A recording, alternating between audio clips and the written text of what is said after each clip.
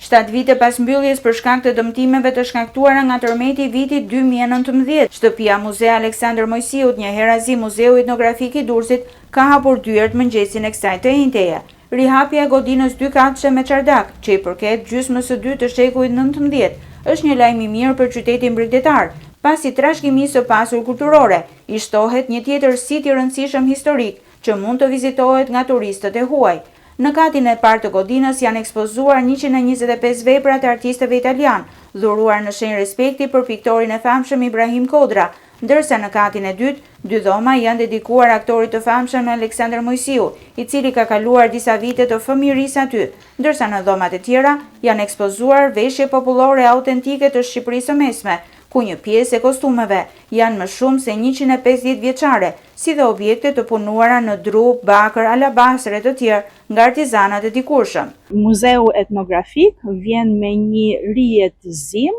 Në 2019 kanë qenë të ekspozuara vetëm 4 dhoma,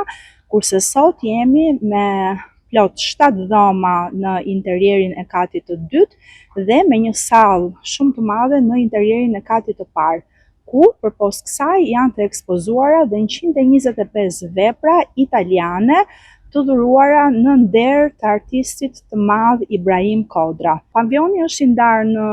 2 dhoma, ku flasim për aktorin e madh Aleksandër Mojsiu, është dhoma e etnografisë, ku janë përfshira të gjitha kostumet popullore të Shqipërisë Mesme, është Oda, është dhoma e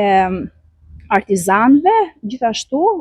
është hapur dhe një dhomë e cila quhet dhoma e Tezjas, ku në fokus do t'jetë piktura e Agim Zajmit, e cila titullohet Tjersja, gjithashtu do të shihni dhe disa punime të dhuruara për muzeun,